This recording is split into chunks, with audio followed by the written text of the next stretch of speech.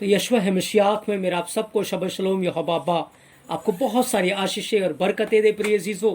तो आए हम इज़राइल के लिए, यरूशलेम के लिए प्रार्थना करें कि मेरा यहोवा अब्बा इज़राइल को, यरूशलेम को शलोम की आशीषें दे और इज़राइल की जो खोई हुई भेड़ें हैं वो यशवा है मशियात के नाम से बचाई जाएं और यहोवा का राज्य सारी दुनिया के अंदर आने पाए, यशवा है मशियात के नाम से आमीन। तो प्रिय अजीजों, हम पिछली बार तैथ के विषय में सीख रहे थे और तैथ के फर्स्ट भाग को हमने कवर किया है, सीखा है। और तैथ के विषय में हमने जाना कि तैथ अमत की ओर इशारा करता है, इसकी जो न्यूमेरिक वैल्यू है वो 9 है और 9 सच्चाई की ओर इशारा करता है। हमने देखा इसके अंदर कैसे आदम हमें छुपा हुआ नजर आता है प्रिय अजीजों, और हमने 9 अक्षर के अंदर पवित्र आत्मा के 9 फलों को, वरदानों को भी देखा था। उसके विषय में हमने सीखा और सीखा कि जब हम तैथ को खोलते हैं तो किस प्रकार से उसके अंदर हमें ऐसी जयवंत कलीसिया नजर आती है जिसके ऊपर यहोवा एलोहिम का हाथ है। और आज के भाग के अंदर प्रिय अजीजों, हम तैथ के सेकंड भाग के अंदर आज हम तैथ की पिक्टोग्राफ के ऊपर गौर करेंगे। और सच में जब आप पिक्टोग्राफ के ऊपर स्टडी करेंगे तो सच में आप बहुत सारी आशीषों को, बरकतों को हासिल करेंगे। और पिछले भाग में मैंने आपको बताया था कि सच में तैथ की जो पिक्टोग्राफ है आज तक वो बहुत सारे लोगों के लिए, सबके लिए एक रहस्य है और किसी को इस बात की समझ में नहीं आया, कंफ्यूजन है कि इसकी तस्वीर, इसकी पिक्टोग्राफ क्या है, एग्जैक्ट में क्या है। और कुछ कहते हैं इसकी पिक्टोग्राफ टोकरी है, कुछ कहते हैं इसकी पिक्टोग्राफ सांप है। लेकिन आज हम बिब्लिकल वचनों के द्वारा जानेंगे कि सच में तैथ की पिक्टोग्राफ असल में क्या है प्रिय अजीजों, और ये किस रहस्य की ओर, किस भेद की ओर इशारा करता है। और सच में ये बहुत आशीष से भरा हुआ है प्रिय अजीजों।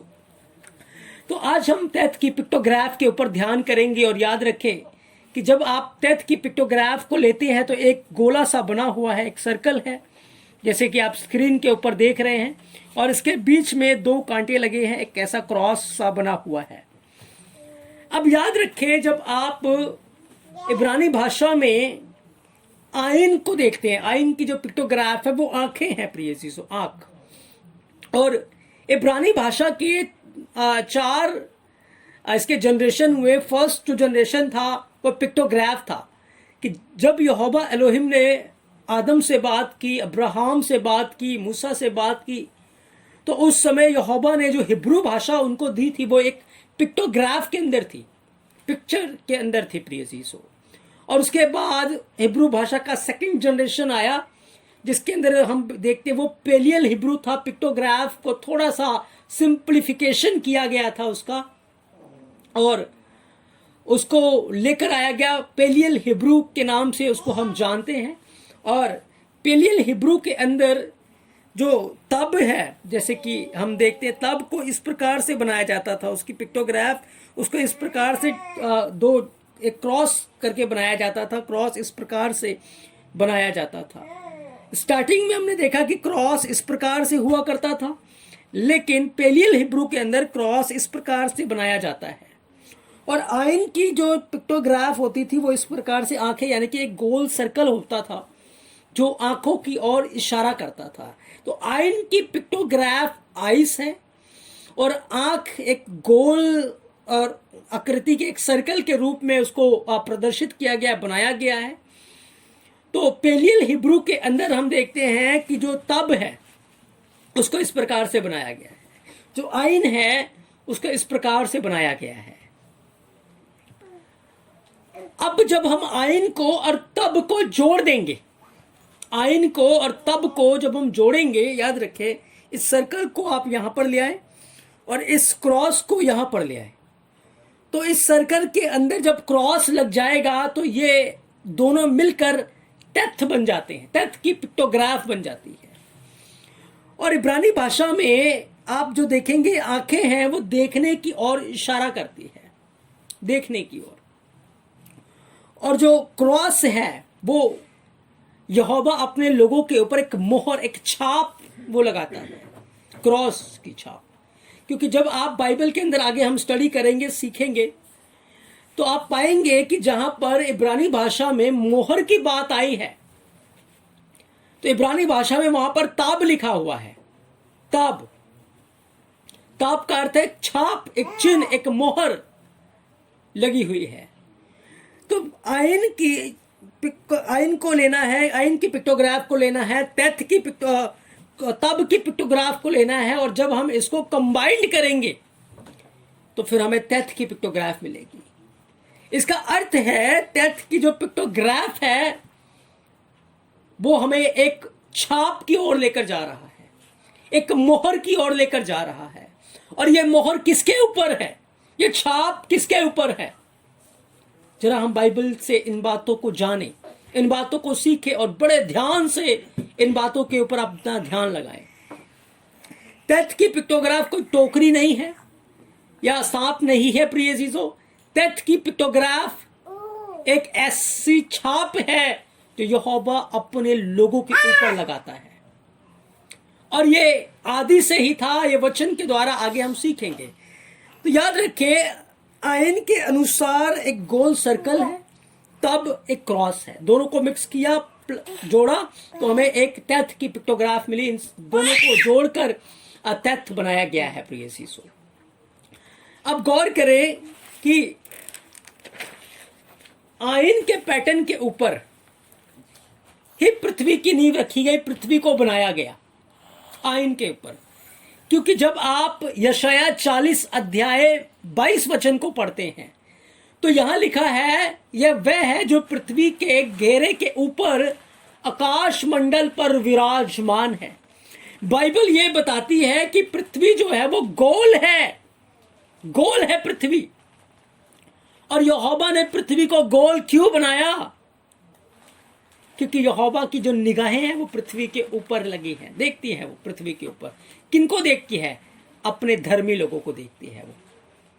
यहोवा ने पृथ्वी को आयन के आधार के ऊपर, आयन की पिक्टोग्राफ के ऊपर बनाया प्रिय चीजों, गोल गोल बनाया आयन की पिक्टोग्राफ के ऊपर।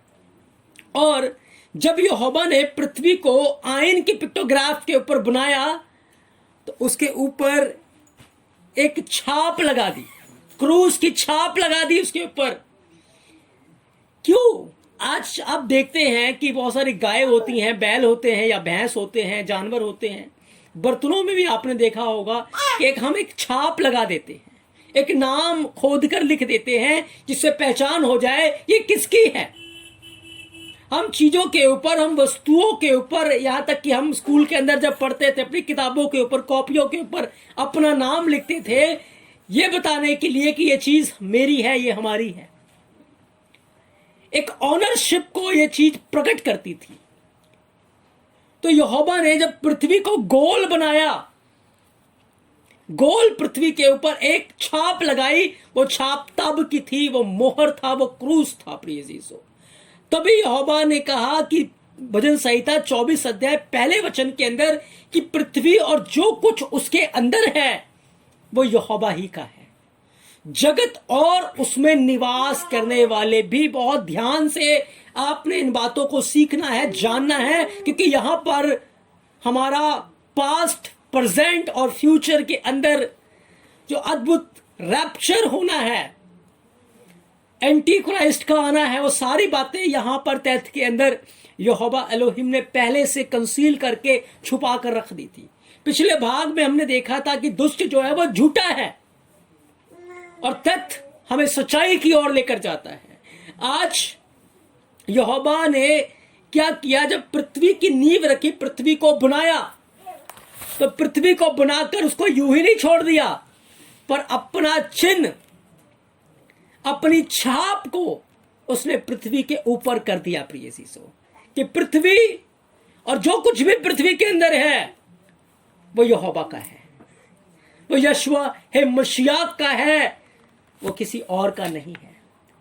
तो तथ्य की पिक्टोग्राफ में हम देखते हैं पृथ्वी के ऊपर एक छाप लगी हुई है, छाप लगी हुई, मोहर बंद पृथ्वी, मोहर बंद पृथ्वी, जिसके ऊपर एक पृथ्वी के ऊपर मोहर लगी है।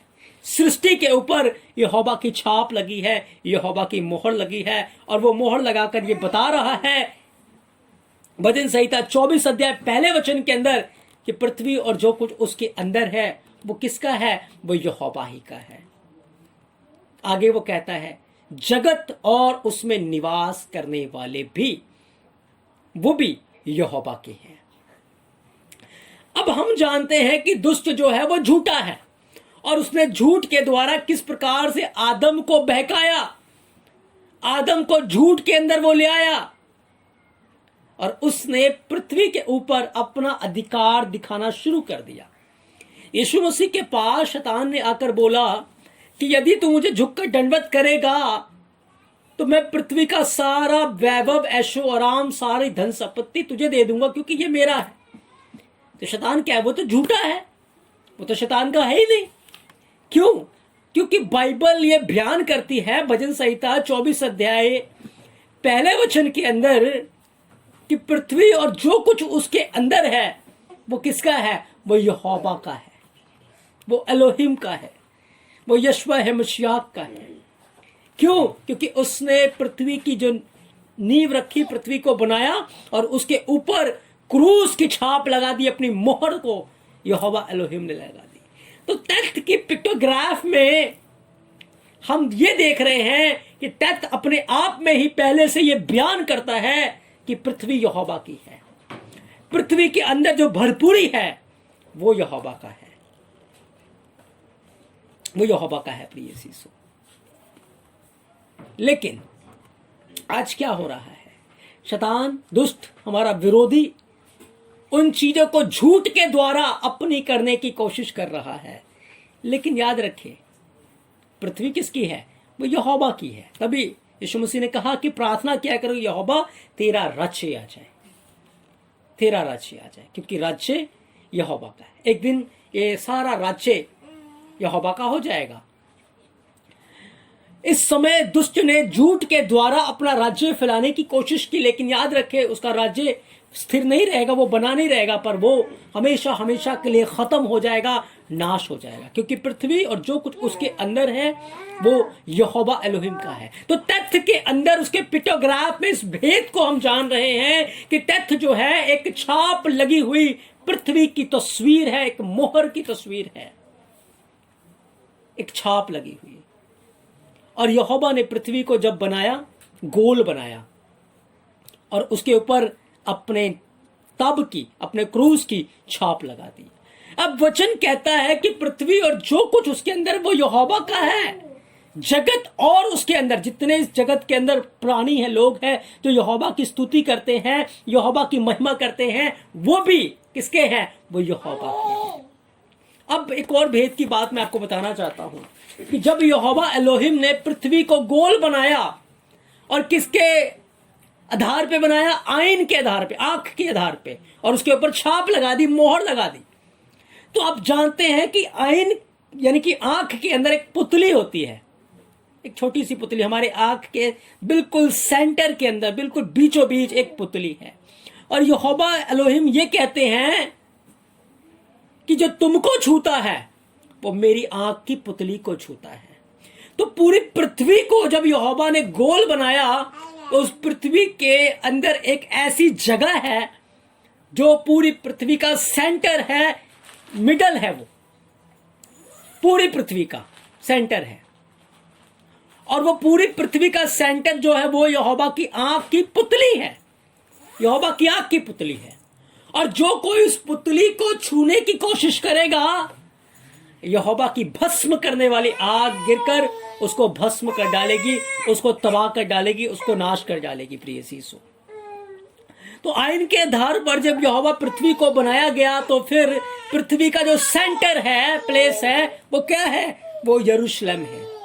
पृथ्वी का सेंटर जो है वो यरूशलेम है। और यरूशलेम के अंदर धर्मी लोग रहेंगे, पवित्र लोग रहेंगे, क्योंकि जो धर्मी लोग हैं, पवित्र लोग हैं, जिस प्रकार से यरूशलेम पृथ्वी का सेंटर है, उसी प्रकार से जो धर्मी और पवित्र लोग हैं वो यहोवा की आंख की पुतली है।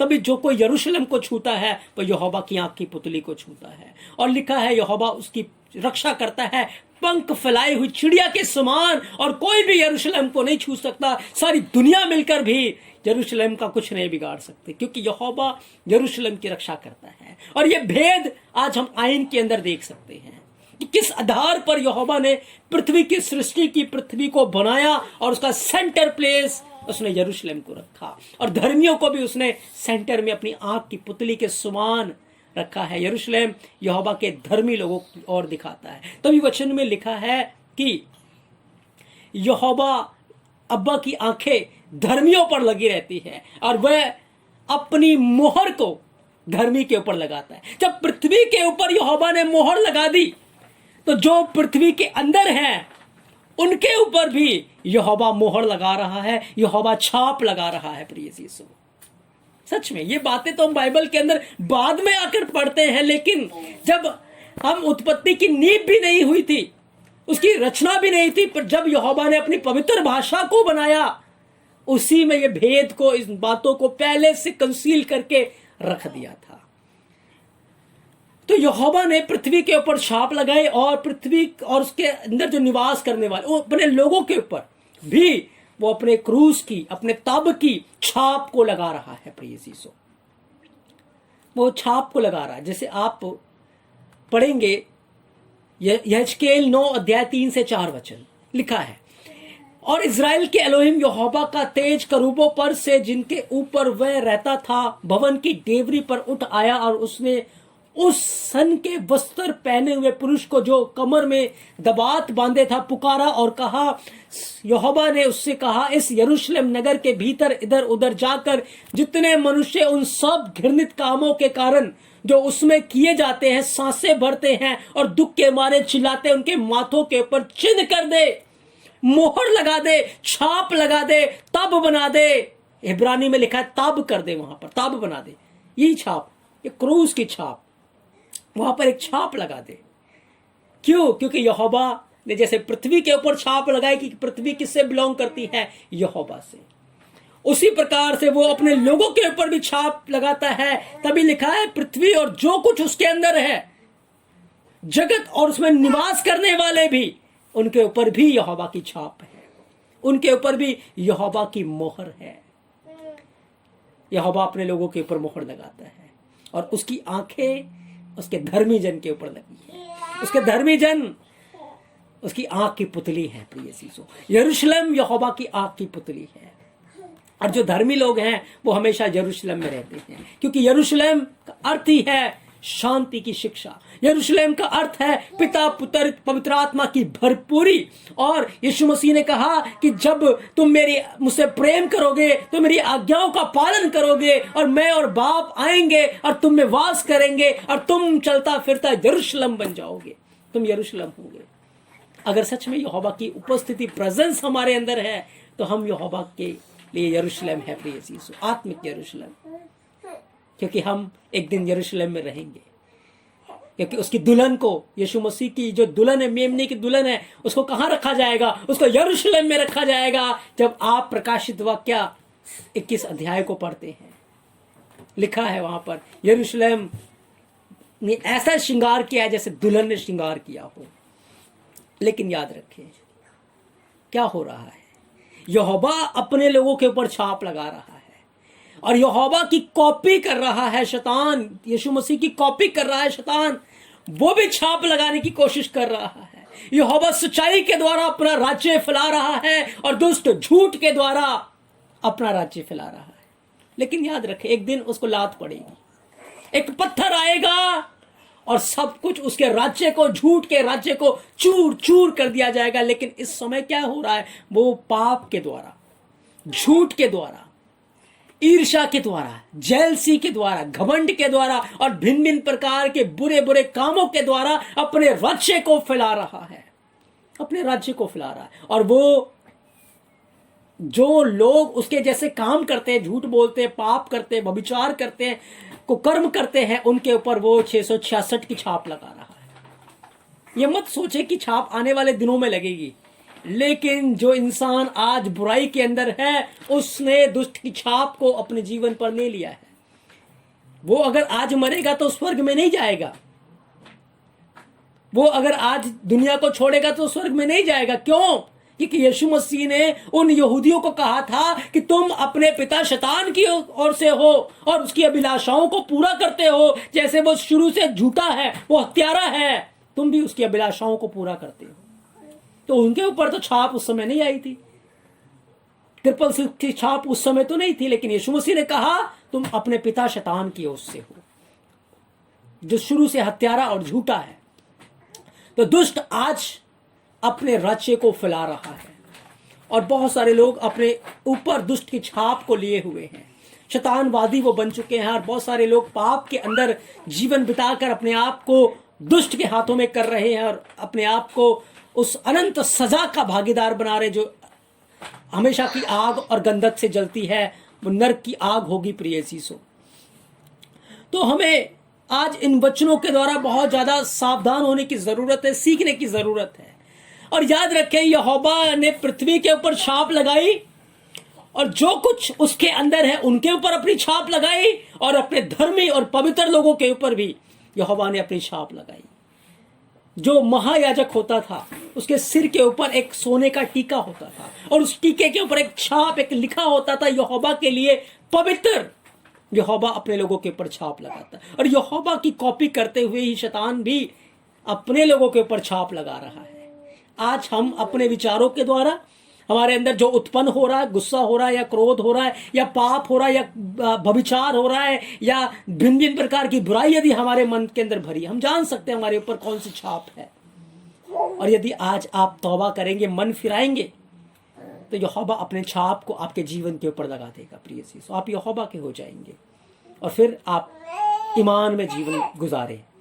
यह हिजकीएल 9:5 के अंदर लिखा है, जिनके ऊपर यहोवा की छाप है वो तो आराम से रहेंगे, वो तो बचाए लिए जाएंगे। लेकिन जिनके ऊपर छाप नहीं है, एक मौत का दूत निकला और उसने किसी को नहीं छोड़ा, सबको वो मारता चला, मारता चला, मारता चला, और वो आज भी नाश हो रहे हैं।